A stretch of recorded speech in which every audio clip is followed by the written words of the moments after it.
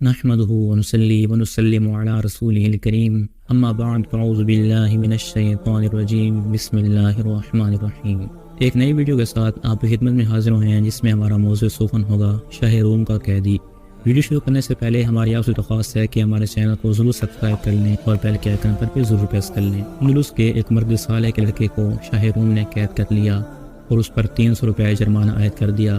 اس مرد صالح کے پاس اتنی رقم نہ تھی کہ وہ پیسے دے کر اپنے لڑکے کو آزاد کروا سکتا، تو وہ اپنی فریاد لے کر حضور صلی اللہ علیہ وسلم کی طرف روانہ ہو گیا۔ راستے میں اسے اپنا دوست ملا اور اس نے پوچھا، اے بھائی کہاں جا رہے ہو؟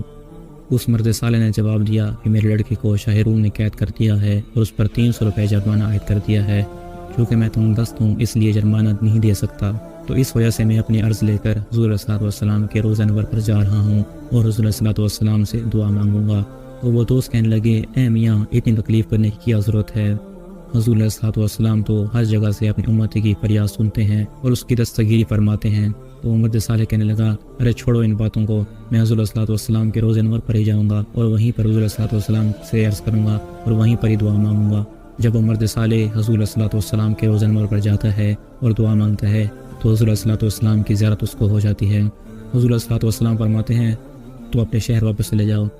جب وہ اپنے شہر واپس آیا تو کیا دیکھتا ہے کہ اس کا لڑکا گھر آیا ہوا ہے۔ جب اس نے اپنے لڑکے سے دریافت کیا کہ اے بیٹا تو کیسے آزاد ہوا، تو وہ کہنے لگا کہ فلاں روز شاہ روم جیل خانہ میں آیا اور تمام قیدیوں کو آزاد کر دیا۔ جب حساب لگایا گیا تو یہ وہی دن پندق تھا جب مرد صالح کو حضور صلی اللہ علیہ وسلم کی زیارت نصیب ہوئی تھی۔ حساب لگانے کی نوبت اس لیے پیش آئی کیونکہ ان دنوں میں سفر پیدل ہوتے تھے یا گھوڑوں پر ہوتے تھے یا اونٹوں پر ہوتے تھے، تو اس میں کئی مہینے اور کئی دن لگ جاتے تھے، تو اس لیے حساب کرنے کی ضرورت پڑتی تھی۔ اگر آپ کو ہماری یہ ویڈیو پسند آئی تو ہمارے چینل کو ضرور سبسکرائب کر لیں اور بیل کے آئیکن پر بھی ضرور پریس کر لیں۔ ملتے ہیں اگلی ویڈیو میں، تب تک کے لیے اللہ حافظ۔